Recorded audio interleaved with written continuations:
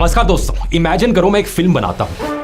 प्रधानमंत्री से कहते हैं 11 इंटेलिजेंस इनपुट्स आए हैं सर, हमें इस कॉन्वॉय को बाय रोड नहीं भेजना चाहिए। आतंकवादी हमला होने का चांस बहुत ज्यादा हाई है। यहां पर हमें कुछ लोग मरेंगे, मरने दो, कुछ गाड़ियां जलेंगी, जलने दो, लेकिन इलेक्शन से ठीक पहले अगर यह हमला होगा तो मुझे इलेक्शन में इसका बहुत बड़ा फायदा मिलेगा। नमस्कार दोस्तों, आज हम बात करेंगे जर्मनी में बैठे हुए एक ऐसे सुअर के बारे में जिसका काम मूवीज पे चर्चा करना तो बिल्कुल भी नहीं है, पर वो फिर भी मूवीज पे चर्चा कर रहा है। इसके पीछे का रीजन क्या है, आओ मैं तुम्हें समझाता हूँ। नमस्कार दोस्तों, इमेजिन करो मैं एक फिल्म बनाता हूँ। तो ध्रुव राठी का कहना है दोस्तों कि आदित्य धर ने इस मूवी से एक पॉलिटिकल पार्टी को फेवर किया है और अपने ओपिनियंस को तोड़ मरोड़ कर लोगों के बीच में फैलाया है। आप में से कुछ लोग कहोगे ये किस प्रकार का बेहुदा सड़ा हुआ प्रोपेगेंडा है। मैं जवाब में कहूंगा क्यों भाई, यहाँ पे पाकिस्तान की बुराई करी तो तुम्हें प्रोपेगेंडा दिख रहा है इसमें। पक्का तुम पाकिस्तानी समर्थक, आतंकवादी सिंपैथाइजर होगे, तभी तुम्हें मेरी ये भवंडर फिल्म पसंद नहीं आई। पर अगर मैं कहूँ कि तू भी यही काम कर रहा है अपनी इस वीडियो से, तो ये तुझे कैसा लगेगा? ये हैंड गेस्चर में ज्यादा देर तक तो नहीं कर सकता, पर चलो एक छोटे से एग्जांपल से तुमको समझाता हूँ। तो इसका कहना है कि जिन लोगों को मूवीज में वॉयलेंस, मारकाट, खून खराबा देखने में ज्यादा मजा आता है, ज्यादा आनंद आता है, वो लोग उन लोगों में से हो जिनको एनिमल और धुरंधर टाइप की हाइपर वायलेंट फिल्में पसंद आती हैं। जरा अपने आप से सवाल पूछकर, जिन लोगों को इस लेवल का खून खराबा देखना पसंद आता है वो असल जिंदगी में बहुत फ्रस्ट्रेटेड लोग होते हैं। वो लोग मेंटली फ्रस्ट्रेटेड होते हैं, उनके दिमाग में कोई प्रॉब्लम होती है कि वो लोग वायलेंस देखकर इतना खुश होते हैं, जो कि इस मूवी में दिखाया गया है। एंड इस मूवी को इंडिया के लोग बहुत ही ज्यादा पसंद कर रहे हैं, यानी कि पूरी इंडिया की जनता का मानसिक संतुलन हिल चुका है और सभी कोई मेंटली फ्रस्ट्रेटेड है। और ये साइकोलॉजी के डायरेक्टर को ये बात कैसे पता चली? क्योंकि पूरी इंडिया एक मूवी देख रही है जिसके अंदर काफी वॉयलेंस है। अब यहाँ पे जो सिनेरियो है, यहाँ पे ये लोगों को ये नहीं बता रहा है कि जिनको वॉयलेंस पसंद होता है वो मेंटली फ्रस्ट्रेटेड होते हैं, बल्कि तुम पे एक ओपिनियन थोप रहा है कि अगर तुम्हें वॉयलेंस मूवीज पसंद है, एनिमल या फिर धुरंधर जैसी मूवीज पसंद है, तो तुम मेंटली इल हो। अब देखो, मुझे तो किल बिल जैसी मूवीज पसंद है, तो क्या मैं मेंटली फ्रस्ट्रेटेड हूँ? नहीं। तो अभी इस आदमी ने जो किया, मैं उसे भी प्रोपेगेंडा बुला सकता हूँ, क्योंकि ये एक तरफ बायस्ड है एंड एक तरफ के लोगों की ही बातों को आगे रख रहा है। सबसे पहले तो हम लोग प्रोपेगेंडा की मीनिंग समझते हैं। Information and idea that may false and exaggerate which are used to gain support for a political leader and party। जो कि अगर इसने ये मूवी देखी होती तो इसे पता होता। इवन इसके स्क्रिप्ट राइटर ने भी मूवी को अच्छे से नहीं देखा है। इसकी वीडियो में तुम्हें कई जगह पे क्लियर साइंस दिखेंगे कि उन्होंने अच्छे से मूवी नहीं नोटिस किया है। There are two major possibilities behind this video and उनमें से पहला है व्यूज,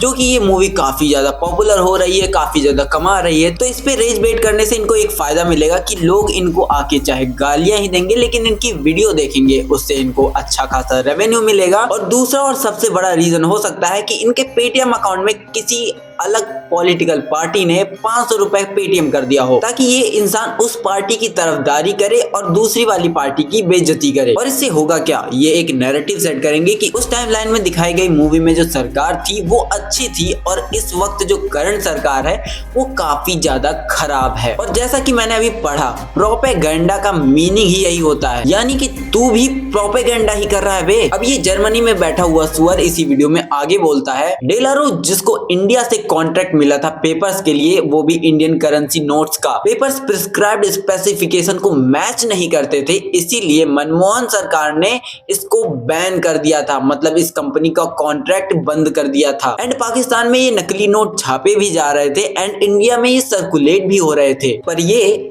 आधी इंफॉर्मेशन है। देन इसके बाद ये सुअर बोलता है कि उस वक्त की करंट गवर्नमेंट बहुत ही अच्छे से काम कर रही थी इंटेलिजेंस वालों के साथ मिलकर, which is again a miss information. और इसका सारा क्रेडिट इन्होंने किसे दिया? मनमोहन सिंह जी को। पर मैं तुम्हें अब डेलारू से जुड़े हुए फैक्ट्स बताऊंगा। तो डेलारू जो कि एक ब्रिटिश कंपनी है, जो कि इंडिया और पाकिस्तान को सेम पेपर सप्लाई कर रही थी until Pranab Mukherjee order to ban this firm, not Manmohan Singh. But इस कंपनी को कॉन्ट्रैक्ट दिया था 2004 में पी चिदम्बरम ने, जो कि अगेन 2012 में जब वो फाइनेंस मिनिस्टर बनते हैं तो वो दोबारा से इस कंपनी को अनबैन भी कर देते हैं। मतलब चिदम्बरम ने 2004 से 2010 तक इस कंपनी को कॉन्ट्रैक्ट दे रखा था।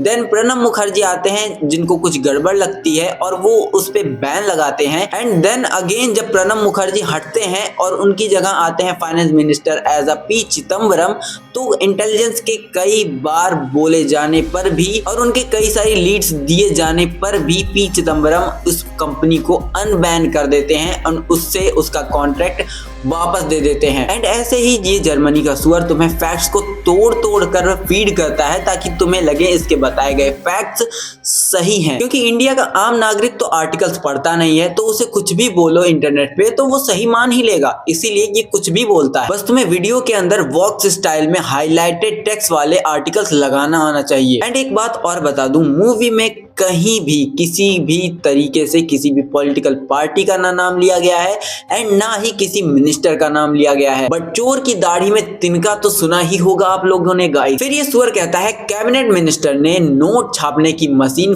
फॉल्टी बताई एंड नोट छापने की मशीन सीधा पाकिस्तान पहुंच गई। मशीन को फॉल्टी बताया और फिर वो मशीन पाकिस्तान पहुंच गई। अब मैं तुम्हें बताता हूं, मैंने मूवी 3 बार देखी है एंड ऐसा मूवी में कहीं भी नहीं हुआ है। एंड अगर ऐसा कोई सीन तुम्हें मूवी के अंदर दिख जाए तो मैं अपना चैनल डिलीट कर दूंगा। जहाँ पे ये मूवी दिखाती है कि नोट छापने की जो डाइज होती हैं उनमें कुछ मेजर चेंजेस करवाए जाते हैं, जिसके लिए डेलारू को वापस से डाई बनाने को भेजा जाता है, जिसको लाने के लिए एक मिनिस्टर जाता है और उसका बेटा जाता है, जो कि लौटते वक्त अपनी जेट में प्रॉब्लम बता के दुबई में उतरता है और दुबई में वो ISI के एजेंट और खनानी ब्रदर्स से मिलकर इस डाई का एक डुप्लीकेट उन्हें दे आता है। एंड इसी की हेल्प से खनानी ब्रदर्स अपनी प्रिंटिंग प्रेस के अंदर इतने सारे जाली नोट छापते हैं। एंड अगर तुम्हारे अंदर थोड़ा सा भी सेंस है तो तुम्हें ये पता चल जाएगा कि इस वीडियो के अंदर इसने बहुत ही ज्यादा रेज बेटिंग की है एंड प्रॉपर रिसर्च नहीं किया है इस बंदे ने, या फिर हो सकता है प्रॉपर रिसर्च कर ही नहीं सकता क्योंकि इसे फैक्ट्स को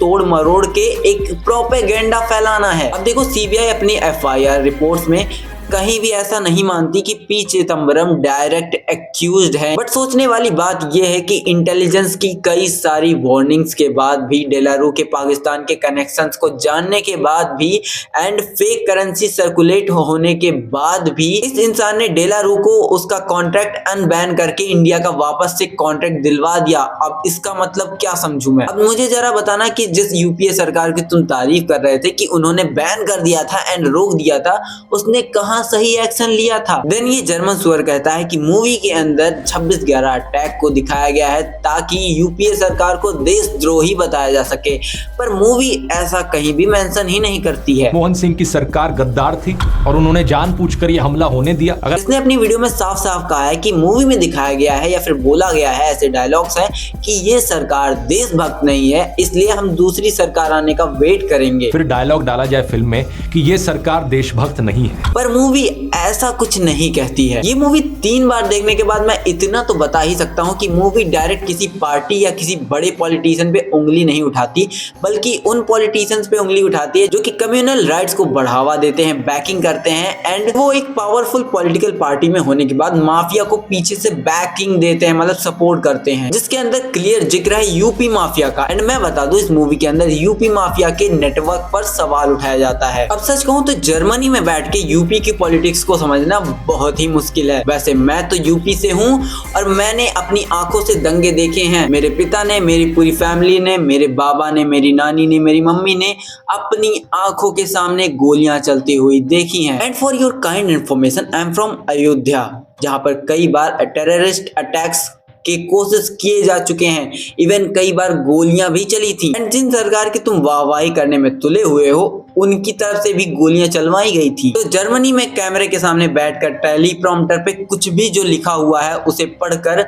तुम झूठ को सच नहीं बता सकते। तुमने बस आर्टिकल्स पढ़े होंगे, मैंने सच्चाई देखी हुई है। फिर ये सुअर आदमी आदित्य धर को डायरेक्ट कंपेयर कर देता है हिटलर के प्रोपेगेंडा मूवीज बनाने वाली एक डायरेक्टर से। तो बेवकूफी नहीं कहना चाहिए, नाजी प्रोपेगेंडिस्ट लेनी रिफेनस्टाल, जिसका मैंने वीडियो में पहले जिक्र किया था। और ये क्लियर मैसेज देता है कि आदित्य धर इस मूवी को दिखाकर लोगों में ये दिखाना चाहता है कि बीजेपी और मोदी जी कितने बड़े इंसान हैं। बट इंटरेस्टिंग पार्ट यही है कि इस मूवी के अंदर कहीं भी मोदी जी का जिक्र नहीं है, ना बीजेपी का जिक्र है, ना ही ये मूवी यूपीए सरकार को बैश करती है। कहीं भी ऐसा कुछ भी नहीं दिखाया गया है। आई नो कि मूवी के अंदर पॉलिटिकल चीजें दिखाई गई हैं, बट किसी भी सरकार का नाम नहीं लिया जाता। तो फिर तुम्हें दिक्कत इस चीज से है, बल्कि तुम्हें इस मूवी के अंदर दिखाया जाता है कि एक इंटेलिजेंस फेलियर की वजह से कैसे देश पे अटैक्स होते हैं एंड एक स्पाई अपनी लाइफ को कितना ज्यादा डेंजर में डाल के उन लोगों के बीच में रह के अपनी इंटेलिजेंस को शेयर करता है। फिर ये सुअर सीधा सीधा एलिगेशन लगाता है आर माधवन के कैरेक्टर के ऊपर कि वो इंसान पूरे 10 साल तक कोई काम नहीं करता और सरकार बदलने का वेट करता है कि जब दूसरी सरकार आएगी तब हम कुछ काम करेंगे। जो कि ये फिर से मैं बता रहा हूँ कि इस बंदे ने मूवी नहीं देखी है, इसीलिए तुम्हें मिस इन्फॉर्मेशन फीड कर रहा है। क्योंकि मूवी जो शुरू होती है वो 1999 में शुरू होती है एंड इस टाइम पे किसकी सरकार थी?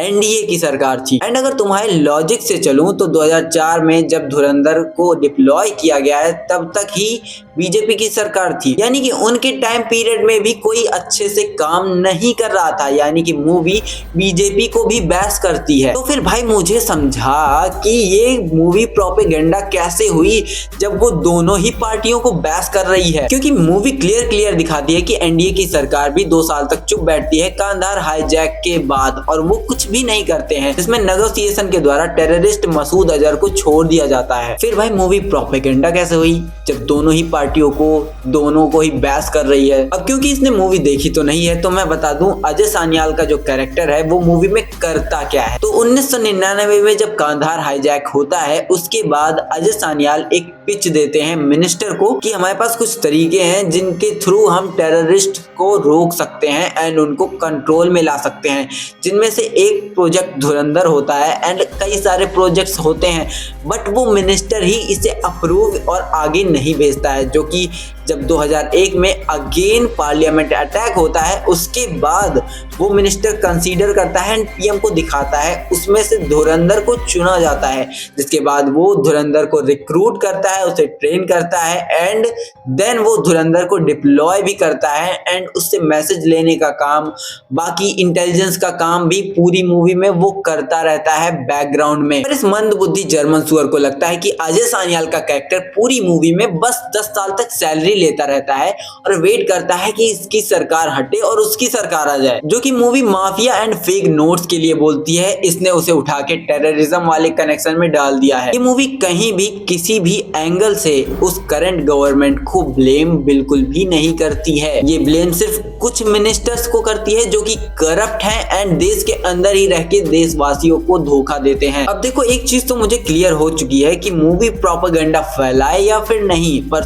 तुम 500 रुपए पेटीएम पर पाने के बाद प्रोपेगेंडा वीडियोस जरूर बना रहे हो। और इसने अपनी वीडियो के लास्ट में ये भी कहा कि वासेपुर मूवी के टेम्पलेट को पाकिस्तान में सेट कर दो एंड तुम्हारी धुरंधर मूवी तैयार है। तो मैं बोल रहा हूँ भाई वासेपुर पे बोल कौन रहा है जिसने खुद ही नेटफ्लिक्स से पैसे लेके इसी मूवी को प्रमोट किया था। भाई क्या वासेपुर में वायलेंस नहीं था? और इस पे ये बोलता है कि अरे तब मैं तो समझदार नहीं था। वाह, जब खुद के पैसे लेने की बात होती है तो तू समझदार नहीं है। जब इंडिया को कुछ पसंद आ रहा है तो हम सब बेवकूफ हैं, हम लोग मेंटली फ्रस्ट्रेटेड है। तो इसकी वीडियो देखकर मैं इसी कंक्लूजन पर आया हूँ कि ये फैक्ट्स को बहुत ही अच्छे से तोड़ मरोड़ के तुम्हारे सामने पेश करता है ताकि तुमको मैनिपुलेट कर सके कि जो दिखाया जा रहा है वो गलत है और ये जो बोल रहा है वो सही है। वीडियो के बी रोल में ये कुछ अंग्रेजी आर्टिकल्स लगा देगा, उन पे हाइलाइटर से हाईलाइट कर देगा, अपनी उंगलियों को ऐसे ऐसे हिलाकर तुम्हें कुछ समझा देगा एंड तुम्हें बेवकूफ बना देगा। पर कोई भी उंगलियां हिलाकर कुछ भी बोल दे तो वो सच नहीं हो जाता। और अगर आपने अभी तक ये मूवी नहीं देखी है तो इस मूवी को स्किप मत करना, क्योंकि इसने खुद ये मूवी नहीं देखी है एंड अगर तुम्हें इस मूवी के बारे में खुद का ओपिनियन बनाना है तो एटलीस्ट ये मूवी देख कर आओ, फिर तुम बोलना कि मूवी कैसी है, मूवी कैसा है, या फिर मूवी के अंदर प्रोपेगेंडा दिखाया गया है कि नहीं, उस पे अपना ओपिनियन रखना। इस सुअर की बात पे मत आना। ये वीडियो मैं और भी लंबी बना सकता था पर इसकी तरह मैं सेम चीज को 5 बार रिपीट नहीं करता एंड ना ही मैं फैक्ट्स को मिसलीड तरीके से यूज करके तुम्हारा ब्रेन वॉश करने की कोशिश करता हूँ। और अगर वीडियो अच्छी लगी हो तो सब्सक्राइब कर लेना एंड उन लोगों के पास ये वीडियो भेज देना जिन लोगों को लग रहा है कि ये प्रोपेगेंडा फिल्म है, उन्हें एटलीस्ट समझ तो आए। वैसे तो मैं 2 वीक तक वीडियो कोई बनाने वाला था नहीं, पर इसकी वीडियो देखकर मुझसे रहा नहीं गया एंड मुझे ये वीडियो मजबूरन बनानी ही पड़ी एंड इसी की वजह से मैं अब ये वीडियो अपलोड भी करूंगा। एंड मेरा दिमाग काफ़ी ज़्यादा ख़राब है क्योंकि मेरे घर पे काफ़ी कुछ चल रहा है जो कि मैं इस वीडियो में शेयर तो नहीं करूंगा, बट मैं काफ़ी ज़्यादा परेशान था, काफ़ी ज़्यादा भाग दौड़ भी कर रहा था। उसके बाद मैंने इसकी वीडियो देखी एंड मैंने सोचा अगर मैं नहीं बोलूँगा तो इस मूवी के बारे में कौन बोलेगा। एटलीस्ट मुझे तो बोलना चाहिए। एटलीस्ट मैंने 3 बार मूवी देखी है तो 3 वीडियो तो इस मूवी के बारे में बननी ही चाहिए। तो मेरी बाकी की 2 वीडियोस ऑलरेडी पड़ी हुई हैं, जाके जिन्हें तुम यहाँ कहीं दिख रहा होगा तुम्हें लिंक, या फिर तुमको डिस्क्रिप्शन में लिंक मिल जाएगा, उन्हें भी जाकर चेकआउट कर लेना। वैसे तो मैं ऐसी वीडियोस बनाता नहीं, पर कभी कभी ऐसे जर्मन सुअर्स के लिए ऐसी वीडियो बनानी पड़ती है। मिलते हैं किसी और दिन किसी और वीडियो में। टाटा बाय बाय, जय हिंद, जय भारत एंड पीस आउट।